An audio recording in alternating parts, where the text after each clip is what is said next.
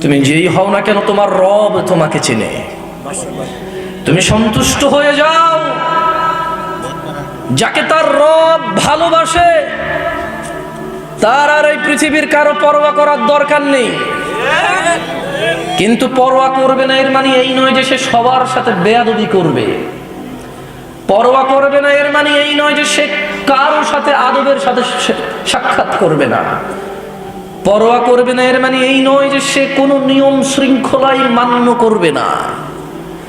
পরোয়া করবে না এর মানে এই, যখন রব কোনো কিছু আদেশ করে আর তার বিরুদ্ধে যত বড় মানুষ হোক কিছু বলে, আমাদের নিজের সামর্থ্য অনুযায়ী ডিসএগ্রি করতে হবে, দ্বিমত থাকতে হবে।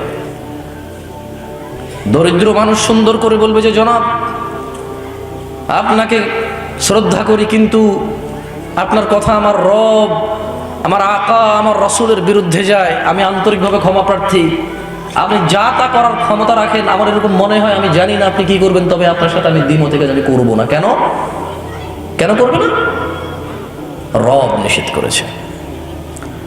বেতুয়ার মানুষ শোনো, আল্লাহ তোমাকে ভালোবাসবে।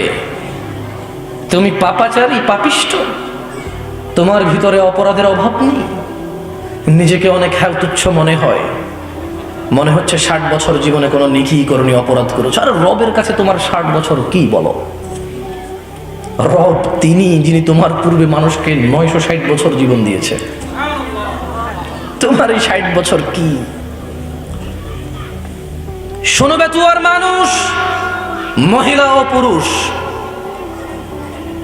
রব তিনি বলছেন এই পুরো পৃথিবীর মানুষ এবং জিন যদি একটা মাঠে একত্রিত হয়, আর প্রত্যেক জিন এবং মানুষ যদি তাদের যত চাহিদা আছে সব রবকে বলে, রব যত মানুষ আর জিন আছে সবার সব চাহিদা পূরণ করে, রবের ভান্ডার থেকে এতটুকু কমবে না যতটুকু একটা সুই সমুদ্রে ডুবিয়ে উঠে ফেললে কমে।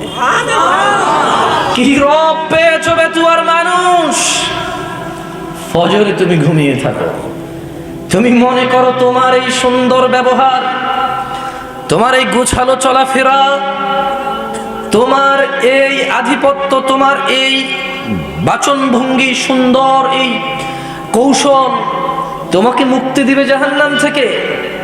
না, বেতুয়ার মানুষ, তোমার রব তোমাকে তা বলেনি।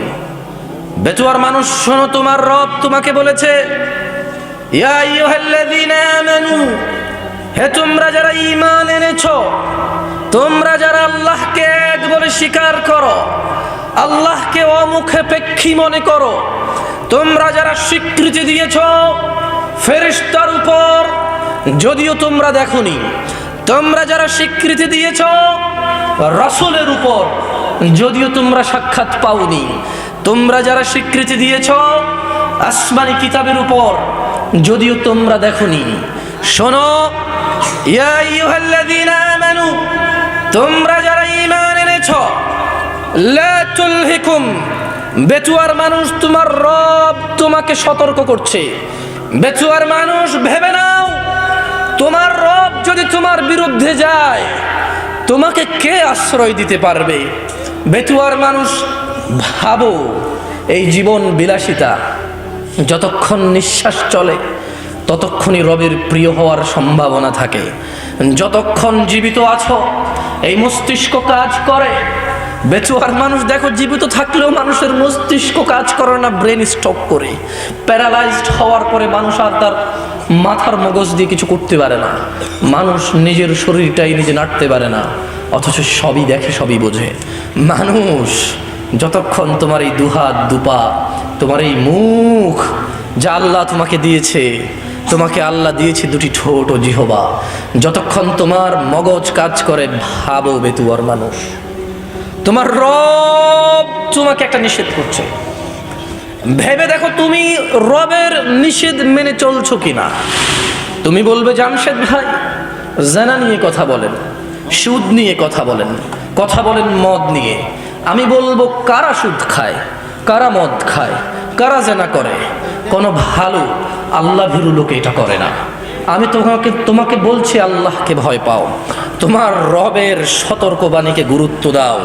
মনে রাখবে তোমার কোনো ওলি মুর্শিদা থাকবে না, তোমার রব তোমার হিসেব একা একা নিবে। মনে রাখবে তোমার কোনো ওলি মুর্শিদার নাম কোরআনুল কারীমে নেই কোনো হাদিস গ্রন্থে যাদের নামে তুমি মেতে ওঠো। জীবন জীবিকা চালাচ্ছ যাদের পথে, একটু কোরআন খুলে দেখো। খুব একটা খারাপ কথা তোমাকে বলছি না, তোমাকে কোরআনুল কারীমই পড়তে বলছি। আমার পক্ষে সম্ভব নয় তোমাকে সব বলা, বুঝানো তো সম্ভবই নয়। আমার রাসূলও বুঝাতে পারেনি। কেন? তার রব বলেছে ফাযাক্কির ইন্নামা আনতা মুযাক্কির। ও মুহাম্মদ সাল্লাল্লাহু আলাইহি ওয়াসাল্লাম, উপদেশ দিন, আপনি একজন উপদেষ্টা। লাস্তা আলাইহিম বিলমুসাইতির, আপনি এদের কর্ম নিয়ন্ত্রক নন। ইল্লা মান তাওয়াল্লা ওয়া কাফার। সাল্লাল্লাহু আলাইহি ওয়াসাল্লাম, আপনি উপদেশ দেওয়ার পরে যে মুখ ফিরিয়ে নিল, যে আপনার উপদেশ থেকে অবাধ্য হলো, ফায়ুআযিবুহুল্লাহুল আযাবাল আকবার, আল্লাহ তাকে কঠোর দণ্ডে দণ্ডিত করবে। বেতুয়ার মানুষ, তুমি রাসূলের কথা, রাসূলের উপদেশ সাল্লাল্লাহু আলাইহি ওয়াসাল্লাম, রাসূলের উপদেশ না মানলে রাসূলের কিছু যায় আসে না। আল্লাহ বলে দিয়েছে ওয়া মা আলাইকা আল্লা ইয়াযাক্কা। ও মুহাম্মদ সাল্লাল্লাহু আলাইহি ওয়াসাল্লাম, এই লোকগুলো যদি কোরআন না মানে, হাদিস না মানে, 40 বছর বয়স কোরআন খুলে দেখেনি, তারা মনে করে এটা স্বাভাবিক, তারা মনে করে তারা সব জানে, তারা মনে করে তারা রব চেনে। রবের কথাই যে পড়েনি, এখন বলবে আপনি কি তাহলে সব জানেন? আরে আমি কিভাবে সব জানবো বলো?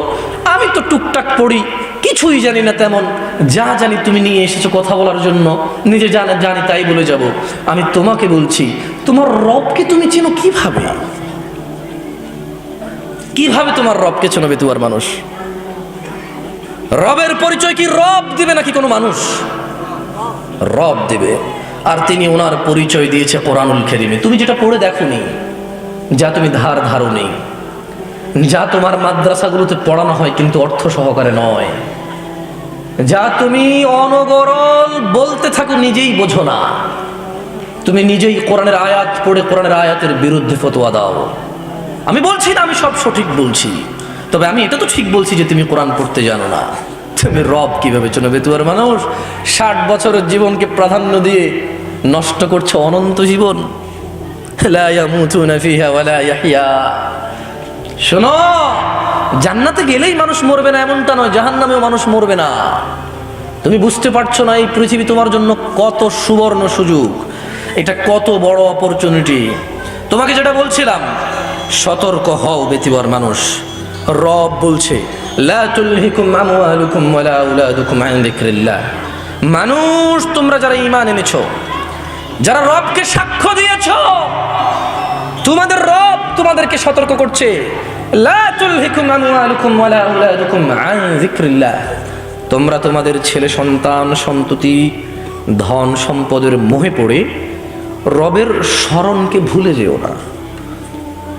আচ্ছা, রব তোমাকে নিষেধ করেছে সন্তান সন্ততি আর অর্থ সম্পদের মোহে পড়ে, লোভে পড়ে, লালসায় পড়ে রবকে না ভুলতে। ধরে নাও তুমি রবকে ভুলে গেলে। তোমার রবকে ভুলা তোমার কোরআন না জানা, তোমার রবকে ভুলা তুমি তোমার রাসূলের হাদিসগুলোকে গুরুত্ব না দেওয়া, তোমার রবকে ভুলা তোমার মসজিদের অনুপস্থিতি, তোমার রবকে ভুলা তোমার পায়ের নিচে টাকনুর নিচে কাপড়টা বলে, তোমার রবকে ভুলা তোমার দাড়ি শেভ করাকে বলে, তোমার রবকে ভুলা তোমার উত্তেজনা আর উচ্ছৃঙ্খলতাকে বলে, তোমার রবকে ভুলা তোমার যাকাত ফাঁকি দেওয়াকে বলে, তোমার রবকে ভুলা তোমার ঘরের স্ত্রীর উপর নির্যাতনা জুলুমকে বলে, তোমার রবকে ভুলা তোমার বাবা মায়ের অবাধ্য হওয়াকে বলে, তোমার রবকে ভুলা মসজিদ ছাড়া অন্য ঘরকে আলোকিত করাকে বলে। মোমবাতি আগরবাতি কত বাতি দিয়ে তুমি কত ঘর সাজাও, আল্লাহর ঘর মসজিদ ফজরে এভাবেই খালি পড়ে থাকে। তুমি মনে করেছো আল্লাহর ঘর সাপ্তাহিক একটা অনুষ্ঠান আর বাৎসরিক একটা মাহফিল, যেদিন কানায় কানায় মাগরিবে ভরে যাবে। শুক্রবার যেদিন নামাজ শেষ হওয়ার 15 মিনিট পূর্বে মানুষ টয়লেটের সামনে গিয়ে সালাত আদায় করবে। তোমার রবকে ভুলা এটাই প্রমাণ করবে তুয়ার মানুষ। দেখো, আমার কথা তোমার কেমন লাগে তা তো জানি না, তবে শোনো, সেটাই বলবো যা আমার মনে হয় তোমার কাজে আসবে যদি তুমি নিজে গ্রহণ করো। ওই যে বললাম রব তোমাকে ওয়ার্নিং দিচ্ছে, রব তোমাকে সতর্ক করছে যে শোনো, ছেলে সন্তান সম্পদের পিছিয়ে পড়ে আল্লাহকে ভুলে যেও না। তাহলে কি হবে? আল্লাহ নিজে সিদ্ধান্ত দিয়েছে, আল্লাহ মিথ্যা কথা বলে না।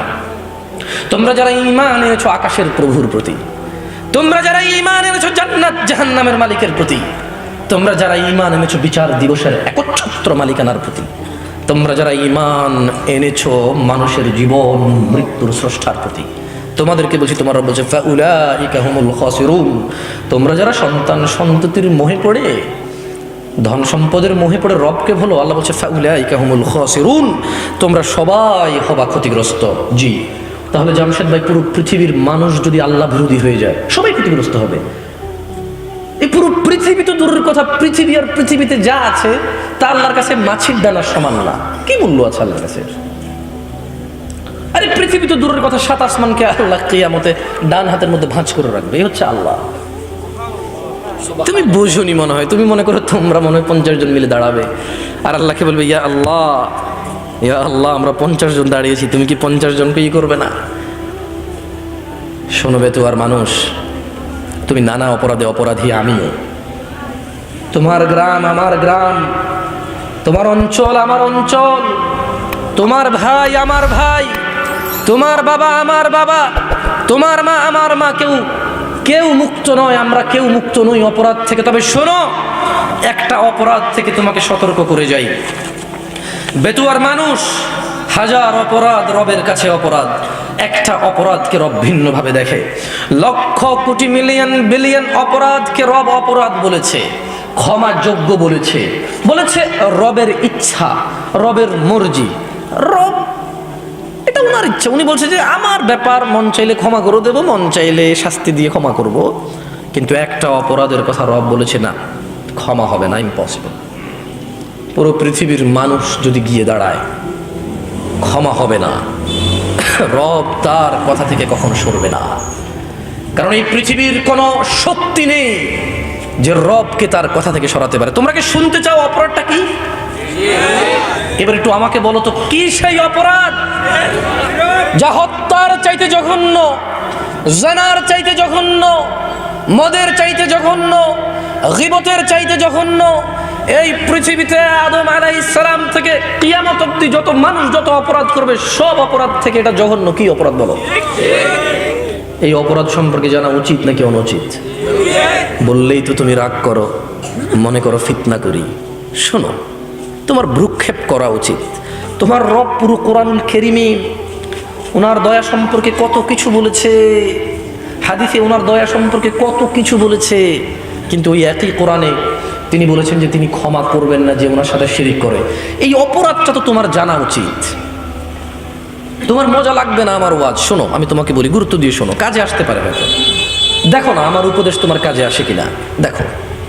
তোমাকে বলি শোনো, একটা উদাহরণ দিই তোমাকে। তুমি মনে করবা যে জামশেদ ভাই, এটা তো কোনো ওপেন কনফারেন্স না যে বিভিন্ন ধর্মীয় মানুষ আসবে আর আপনি শিরিক সম্পর্কে বলবেন। আমরা সবাই মুসলিম, লা ইলাহা ইল্লাল্লাহ বলি, ওয়া আন্না মুহাম্মাদান আবদুহু ওয়া রাসূলুহু বলি। এখানে শিরিক কিভাবে আমরা মুসলিমরা করি?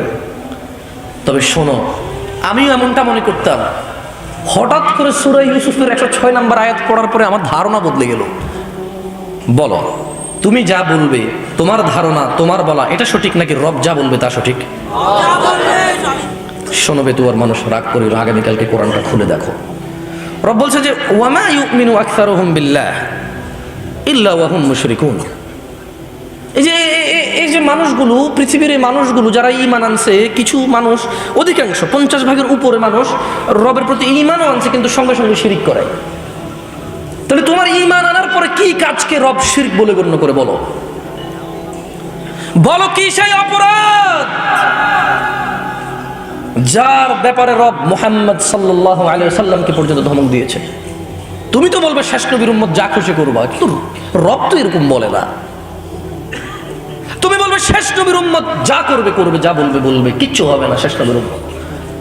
নবী নিজে তো এই কথা বলে না সাল্লাল্লাহু আলাইহি ওয়াসাল্লাম।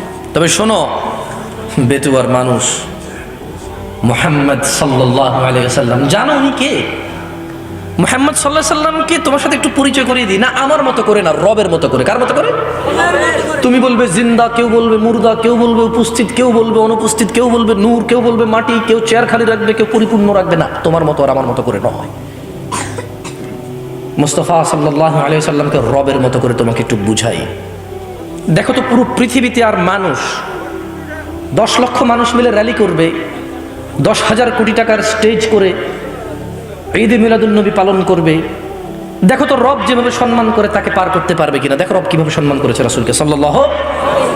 দেখো মুস্তাফা সাল্লাল্লাহু আলাইহি ওয়াসাল্লাম সম্পর্কে রব বলছে, মুহাম্মদ সাল্লাল্লাহু আলাইহি ওয়াসাল্লাম একটা কাজ করেন।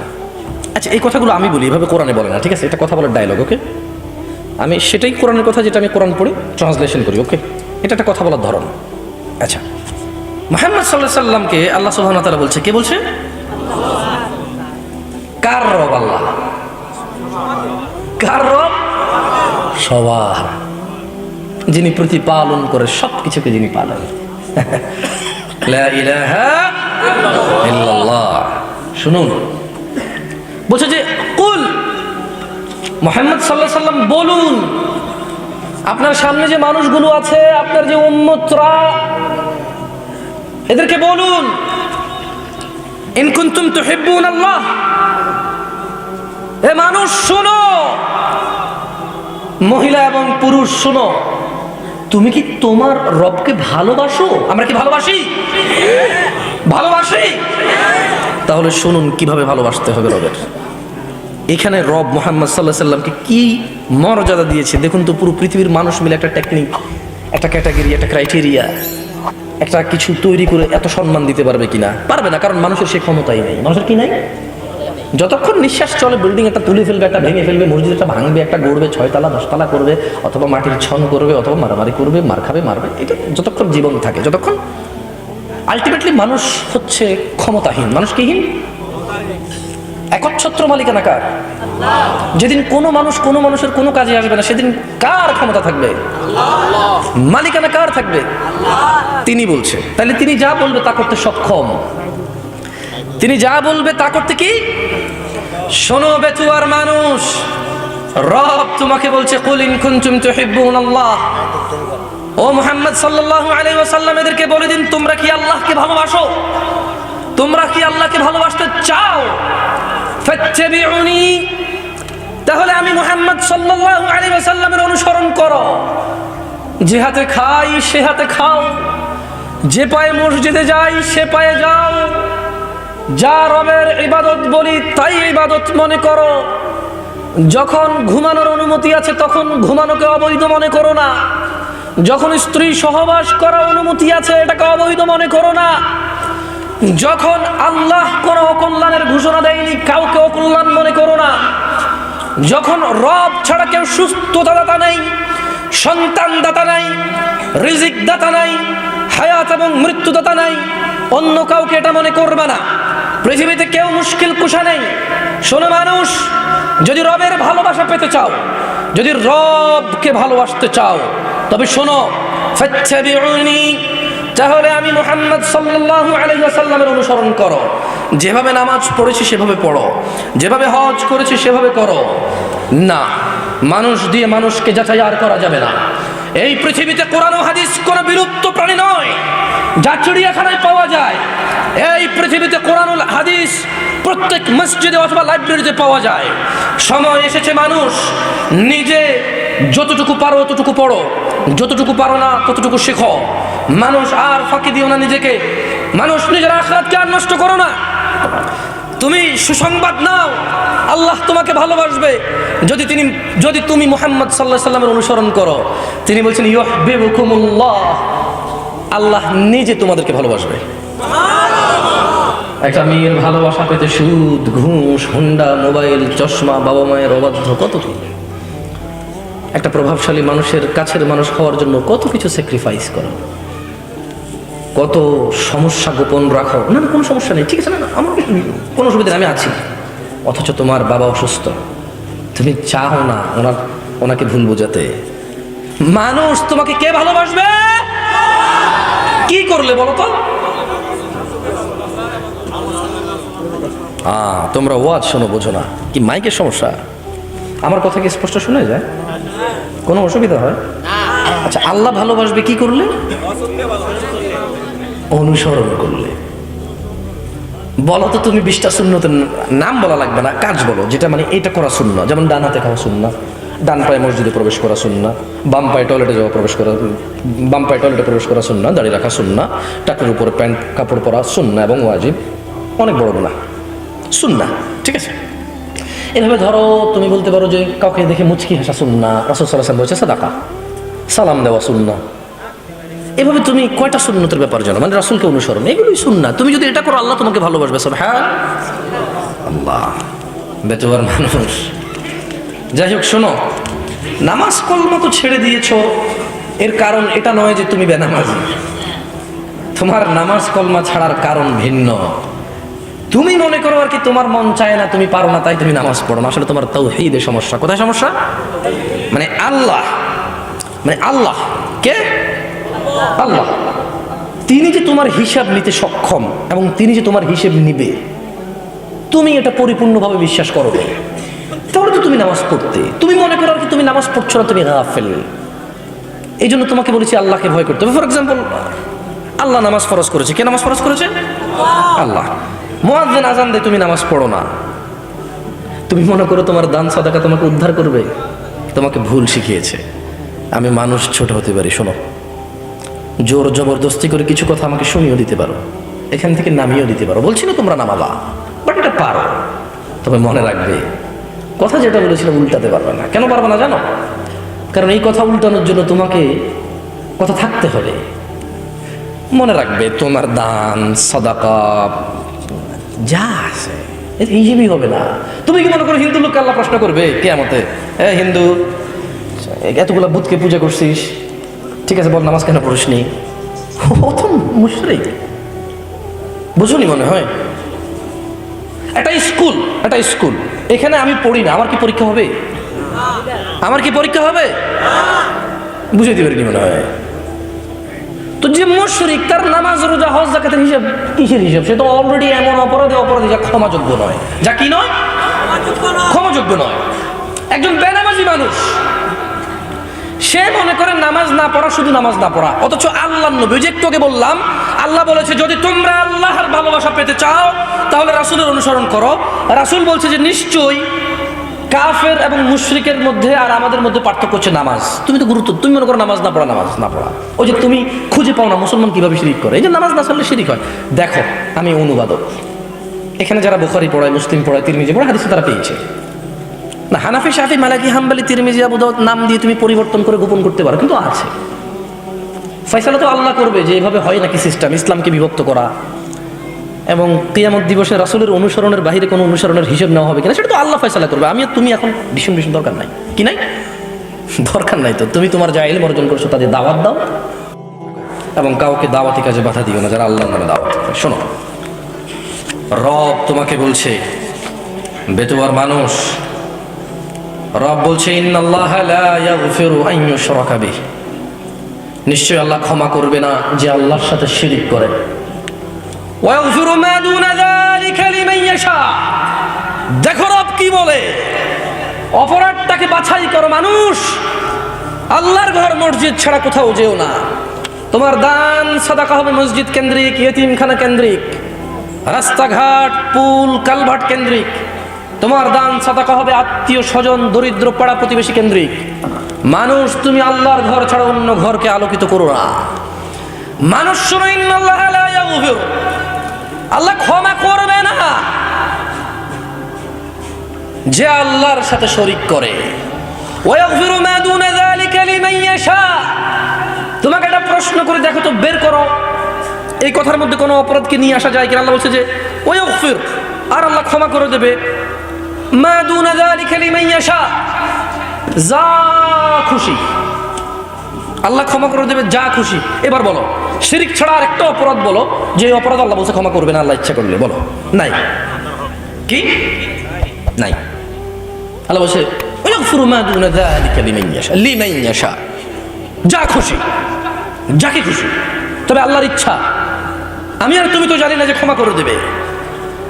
তাই ভয় পেতে হবে কাকে? মানুষ শুনো, সময় থাকতে রবের দিকে ফিরে আসো। ইয়া আইয়ুহাল্লাযীনা আমানু ইত্তাকিল্লাহা হাক্কা তুকাতিহ, হে তোমরা যারা ঈমান এনেছো আল্লাহকে ভয় করো যেভাবে ভয় করা উচিত, যেভাবে ভয় করা উচিত। শোনো, বিশ্বাস করো তোমার সালাত ছাড়া তুমি মুসলমান নও। তুমি মনে করো নতুন শুনেছো, এটা 1450 বছর আগের কথা, তুমি কখনো ভেবেই দেখোনি, খুঁজেই দেখোনি, খুঁজেই দেখোনি। এতে তো কথার দোষ নেই, যারা লিপিবদ্ধ করেছে তাদের দোষ নেই। তুমি দেখোনি, আমি দেখিনি, নিজ দেশ সম্পদার নিজের জীবনের মানে পৃথিবীর প্রাধান্যের কারণে আমরা দেখিনি। এতে তো লেখকের দোষ নাই, লিপিবদ্ধকারের দোষ নেই। মানুষ